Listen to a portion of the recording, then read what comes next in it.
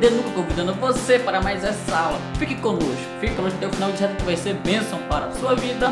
Não se esqueça de curtir, de comentar, de compartilhar esse vídeo. Tem sido bênção, vamos interagir. Deixe seu comentário, deixe sua opinião, fique à vontade. E também queremos agradecer a todos os nossos inscritos, aqueles que têm curtido, compartilhado e comentado. Nós queremos agradecer do fundo do nosso coração, porque vocês têm feito com que esse canal possa crescer mais e mais. E evidentemente nós temos sido agraciados por Deus por esse projeto que tem sido de Deus. E também Já somos 400 inscritos!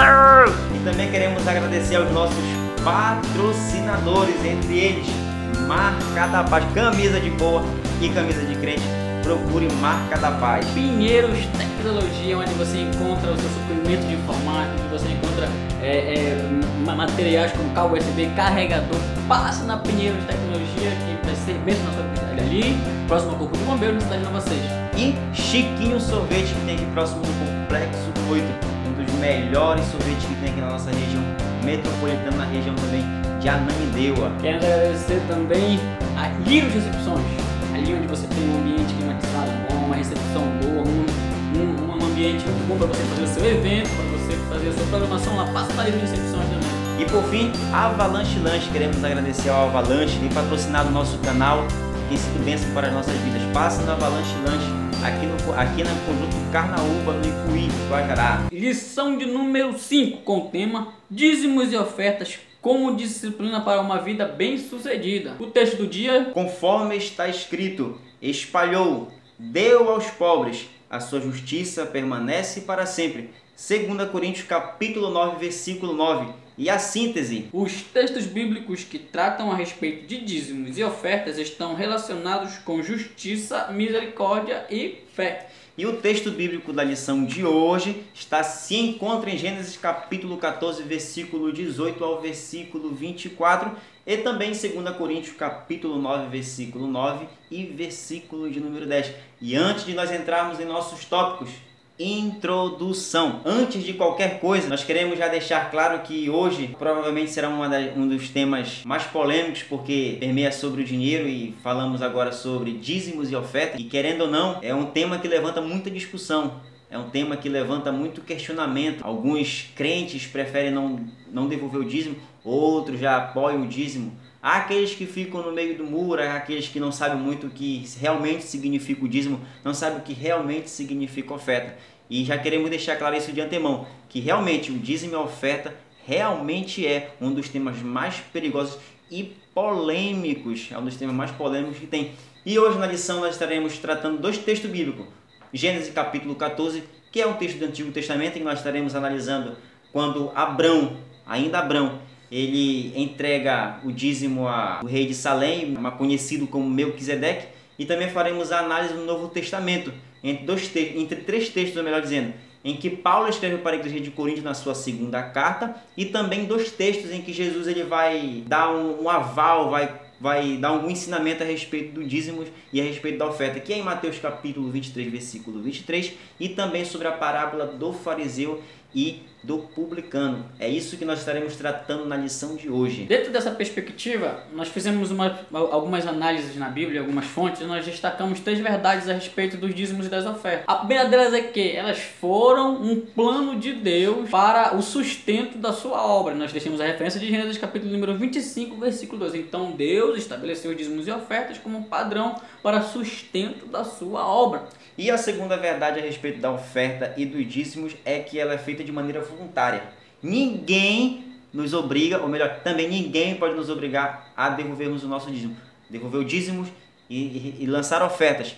Nós devemos fazer de maneira voluntária, a segunda verdade. A terceira verdade é que a fidelidade a Deus trará abundância. Nós deixamos a referência de Mateus capítulo 25, versículo de número 21. Servo bom e fiel, foste fiel no pouco, sobre muito te colocarei. Então nós, claro que não são regras, mas são coisas que nós entendemos a respeito do dízimo e das ofertas, São esses três princípios. Então, para que você reflita um pouco no decorrer da lição, ter essas três reflexões em sua mente. Exatamente. E para nós entrarmos agora no nosso primeiro tópico, que se chama Abraão entregou o dízimo a Melquisedeque porque era desprendido dos bens materiais. Aqui, para nortear a nossa discussão, para nortear a nossa conversa a respeito do primeiro tópico, nós queremos tentar responder uma pergunta, e a resposta dessa pergunta será feita por cada subtópico. Qual o significado de Abraão ter entregado o dízimo a Melquisedeque? Qual é o significado?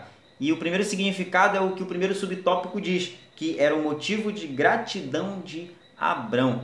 Nós entendemos que em Gênesis capítulo 14, versículo 1 até o versículo 17, trata a respeito de uma guerra que há entre 4 reis versus 5 reis. A respeito da leitura do texto, nós podemos perceber que aquele grupo que é composto por 4 reis, eles vencem. E na maneira em que eles venceram, alguns prisioneiros, como de costume, foram levados cativos. E dentre esses prisioneiros está quem? Está Ló e toda a sua família. Quando Abraão soube da notícia, quando Abraão sabe do que havia acontecido, Abraão, juntamente com 3 amigos, que se chama Ané, Escol e Manre, ele levanta uma corporação, ele levanta um exército de 318 homens para lutar contra esses 4 reis que haviam vencido aquela guerra anteriormente. E realmente, Abraão, juntamente com esses 318 homens, eles conseguem vencer a batalha, eles conseguem vencer a guerra. E diante disso, através deste milagre, Abraão consegue vencer. E a primeira coisa que Abraão faz é devolver o dízimo. Ele devolve o dízimo para um tal de Melquisedeque. E agora, quem é Melquisedeque? Porque a primeira atitude de Abraão foi devolver o dízimo para Melquisedeque. Afinal, quem foi Melquisedeque? Nós chegamos ao subtópico 2 com o questionamento que o Rafael lançou. Quem foi Melquisedeque? E o subtópico 2 tem esse tema. Melquisedeque, o sacerdote do Deus Altíssimo, recebe o dízimo de Abraão. Como já mencionou, Abraão, depois de vencer a guerra, ele vem e entrega o dízimo a Melquisedeque. Aqui nós aprendemos a primeira coisa sobre Melquisedeque. Melquisedeque era um homem misterioso. Por quê? Porque o primeiro texto apresentou ele como um sumo sacerdote, como sacerdote. Porém, ele não tem linhagem sacerdotal. Porém, ele vem antes. Ele está sendo mencionado nos capítulos iniciais de Gênesis. Porém, o sacerdócio ele só veio lá nos próximos livros, Êxodo, Levíticos e em diante. Então, nós temos um sacerdote sem linhagem. E Rafael, este sacerdote, ele aparece aqui no capítulo 14 de Gênesis. E depois ele vai aparecer no Salmo de número 76. E posteriormente somente na Epístola aos Hebreus. Diga-se de passagem, ele aparece 6 vezes mencionado no livro de Hebreus. Então é alguém norteado de alguns mistérios. Melquisedeque é um homem misterioso. Depois, Melquisedeque, ele é um tipo de Cristo. Primeiro porque, segundo o Salmo de número 110, verso de número 4, é um salmo cristocêntrico. E aí, quando ele apresenta Cristo, ele diz: tu serás sacerdote segundo a ordem de Melquisedeque. Então, ele falando de Cristo, ele diz que ele seria segundo a ordem de Melquisedeque. Por quê? Melquisedeque não tem linhagem, mas ele é o sumo sacerdote. O sacerdote de Deus. Então, quando aparece na Epístola aos Hebreus, capítulo de número 7, versículo 3, ali Cristo aparece comparando a Melquisedeque. Então, Melquisedeque no Velho Testamento é uma tipologia de Cristo. Então, eles se equiparam, eles se igualam. Então, outra coisa de Melquisedeque é que ele é um tipo de Cristo. Ele era rei de Salém. Diga-se de passagem, Salém é a mesma localidade que futuramente seria Jerusalém. E Melquisedeque, ele é rei lá. Ou seja, Jerusalém ela quer dizer terra da paz. E Salém igualmente de paz. Então, Melquisedeque como rei de Salém, ele é rei de uma terra de paz. E Jerusalém é uma terra de paz, onde viria a ser ali o centro onde Jesus por muito tempo permeou por ali. Então, tudo isso aponta para Cristo e Melquisedeque. Então, estas são algumas questões interessantes de Melquisedeque, dele equiparado à pessoa de Cristo. E aí o texto diz que Abraão ele entregou o seu dízimo a Melquisedeque. Ao que nós entendemos que havia uma perspectiva, havia um costume cultural no meio do povo de sempre estar entregando o seu dízimo, entregando aquilo como uma forma de agradecimento. Então, quando Abraão vem e entrega isto a Melquisedeque, ele está cumprindo um pouco da tradição. Mas por ter sido Abraão o pai da fé, e muito antes da lei entregue o dízimo, isso passou-se a ter umas outras conotações para nós, para o povo de Israel. Então, se Abraão entrega o dízimo antes da lei, antes de Moisés, então isso ficou como figura para o povo de Israel, igualmente para nós no Novo Testamento, que igualmente como Abraão somos justificados pela fé, e Abraão entregou o dízimo, então nós não estamos isentos disso. Então Abraão entrega o dízimo a Melquisedeque como submissão e respeito diante de alguém que ele admirava, que ele respeitava e que ele tinha apreço. Bom, agora aqui em nosso terceiro subtópico, em que diz que Abraão entregou o dízimo a Melquisedeque e isso não lhe fez falta. Bom, dois fatos aqui surgem, é que imediatamente após Abraão ter vencido a guerra contra os 4 reis, ele vai até Melquisedeque e entrega o dízimo de maneira voluntária. Voluntariamente, Abraão entrega o seu dízimo. E esse primeiro fato demonstra que realmente Abraão não estava apegado aos bens materiais, não estava apegado ao materialismo mundano. Abraão não estava apegado ao que este mundo coloca como grande estima. E o segundo ponto que é interessante é que no versículo de número 11, em que então disse o rei de Sodoma a Abraão: dá-me as pessoas e os bens ficarão contigo. E é importante nós entendermos que esse rei de Sodoma foi um rei que foi derrotado anteriormente naquela guerra entre os 4 reis versus os 5 reis. E o rei de Sodoma ele foi derrotado. Mas quando Abraão ele consegue vencer, ele consegue dar meio que uma revanche, o rei de Sodoma vai até Abraão e diz que ele só quer as pessoas e os bens podem ficar para Abraão. Só que Abraão, juntamente com toda a sua espiritualidade, com toda a sua vontade de servir a Deus de maneira fiel e verdadeira, e não embaraçado com o que o mundo prega, com o que o mundo hoje oferece, Abraão ele recusa-se. Abraão não quer, Abraão não faz questão de receber aquilo que o rei de Sodoma estava oferecendo. E isso dá um segundo fato que mostra que realmente Abraão não estava apegado às coisas materiais, que Abraão não estava ligado aos bens materiais aqui desta terra. E isso aí comprova que realmente, agora que o significado de Abraão ter entregado o dízimo era que também Abraão não estava apegado às coisas aqui dessa terra. Esse aí é o nosso terceiro significado, né? Então nós entendemos neste primeiro tópico os 3 significados do porquê que Abraão entregou o dízimo a Melquisedeque. O primeiro é gratidão, ele deu de agradecimento. O segundo, ele deu de forma voluntária. E o terceiro, ele não era apegado aos seus bens. Então esses são os três motivos de Abraão ter dado o dízimo a Melquisedeque. E agora vamos para o tópico de número 2. O tópico de número 2 diz: os contribuintes fiéis têm uma vida equilibrada e garantia de bênçãos espirituais. Primeiro subtópico, Paulo incentiva a prática de contribuições para os menos favorecidos. Antes de qualquer coisa, também temos que entender que agora o segundo tópico estará tratando do Novo Testamento. E daremos início agora aqui em que apóstolo Paulo, escrevendo para a igreja de Corinto, na sua segunda carta. Bom, o que primeiramente nós temos que entender é que em 2 Coríntios capítulo 8, versículo 9, o apóstolo Paulo está incentivando os irmãos a ajudarem os pobres que estão em Jerusalém, os irmãos pobres de Jerusalém.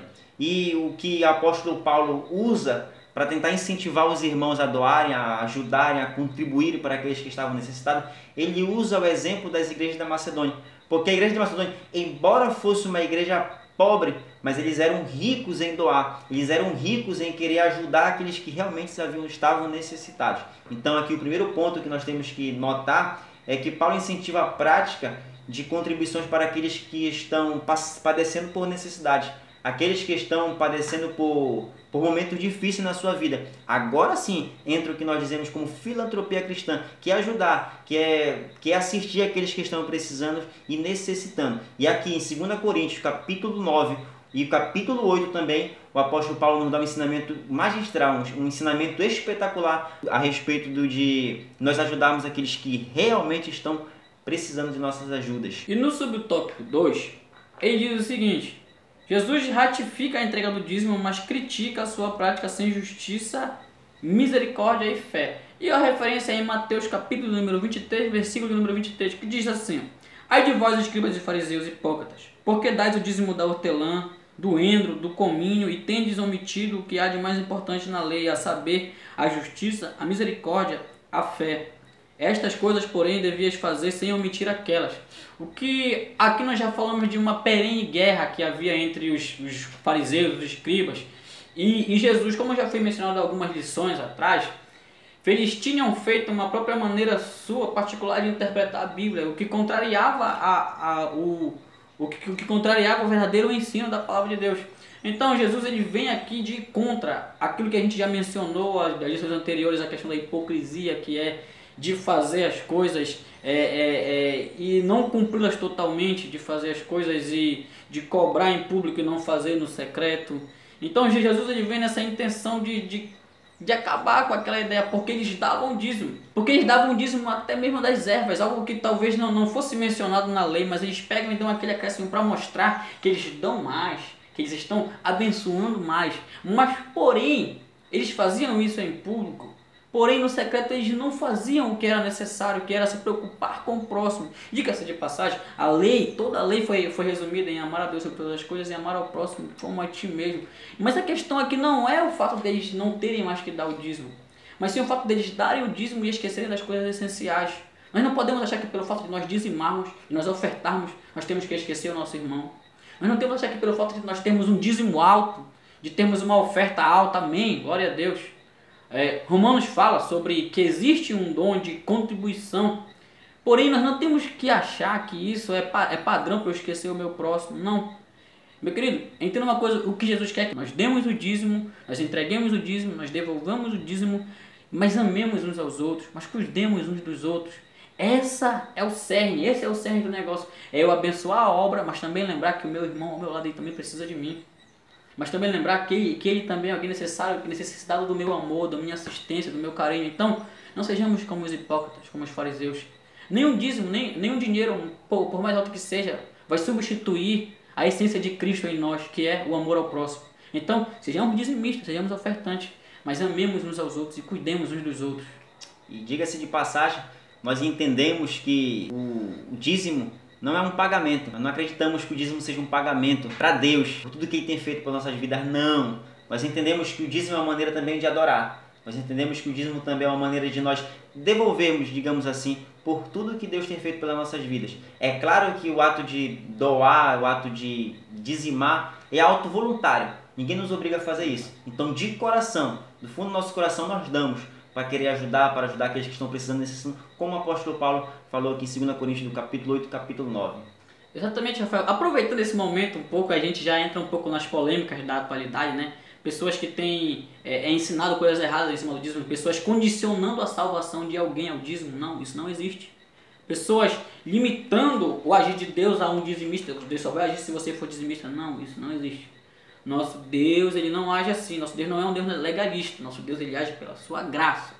Por que nós dizimamos, como o Rafael já mencionou e eu torno a ressaltar? É disponibilidade, é voluntariedade, é de coração. Exatamente. E também nós acreditamos que, assim como o batismo nas águas, como a Santa Ceia, são umas ordenanças divinas, nós também acreditamos que doar, devolver os nossos dízimos e lançar ofertas também é uma ordenança divina.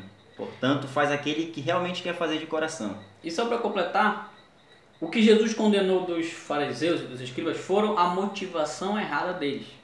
Não vamos achar que nós vamos iludir Deus com motivações erradas de nossas ofertas e dízimos. Não, Ele conhece, lembre-se, Deus conhece o nosso coração. Então, não sejamos que nem os hipócritas e fariseus. Vamos usar dízimo? Vamos, mas vamos ajudar quem necessita em nossa volta. Amém? Amém. E agora, terceiro subtópico, o dízimo e a parábola do fariseu e do publicano. Lucas capítulo 18, versículo 9 ao versículo 14. Essa parábola todos nós conhecemos, em que o fariseu se coloca de pé e começa a orar a Deus e começa de maneira pomposa a achar que ele realmente pode obter as coisas de Deus porque ele entrega o dízimo, porque ele faz isso, porque ele faz aquilo e portanto Deus tem que fazer aquilo que ele quer. Haja vista que ele entrega o dízimo e portanto Deus tem que fazer o que ele quer. Só que em contrapartida, em oposição à história do fariseu, agora aparece o publicano.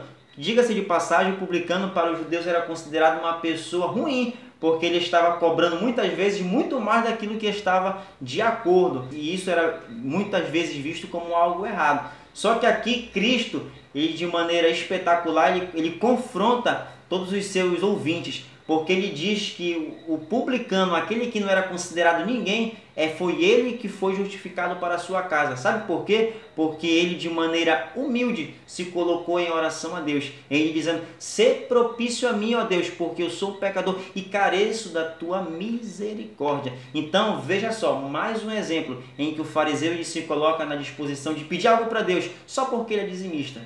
Reiteramos, ser dizimista não significa que nós temos a força maior digamos assim, de pedir algo para Deus. Não, nós damos o dízimo de maneira voluntária porque nós queremos e amamos ao Senhor Jesus. Só para ressaltar o que o Rafael tem falado e para fazer esse momento de conclusão, o Neto da Trilha das Neves conclui esse tópico dizendo: em suma, o dízimo deve ser apresentado a Deus pela fé, em um reconhecimento à bondade divina.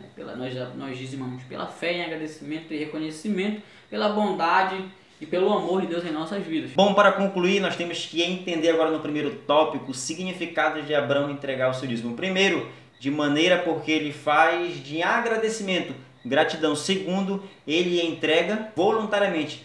E terceiro, Abraão ele entrega porque isso não lhe faz falta. Esse é o primeiro tópico. Quando nós tratamos agora a respeito do segundo tópico, nós devemos nos conscientizar de que aqueles que são fiéis a Deus, tanto nas suas ofertas como e em todas as áreas da sua vida, esta pessoa vive de maneira equilibrada e abençoada. Então isso nós acreditamos que isso é verdade, nós acreditamos que isso realmente acontece na vida cristã. Muito bem, pessoal, essa foi a nossa aula de hoje. Queremos desde já agradecer a você que ficou até o final e que acompanhou esse vídeo. Nós queremos que foi bênção para a sua vida. E se foi bênção, não se esqueça de comentar, de curtir, de compartilhar com um amigo seu. Olha, bênção, o canal está crescendo, já somos mais de 400 inscritos. Vamos chegar nos 500 para a glória do Senhor, tá? Queremos desde já pedir que você, aos sábados à tarde, já estamos aqui na Congregação Monte Carmelo, no nosso núcleo de ensino. Você que quiser aparecer conosco, fique à vontade. O Rafael traz uma aula abençoada. Bom, eu tô lá assistindo a aula do Rafael, né?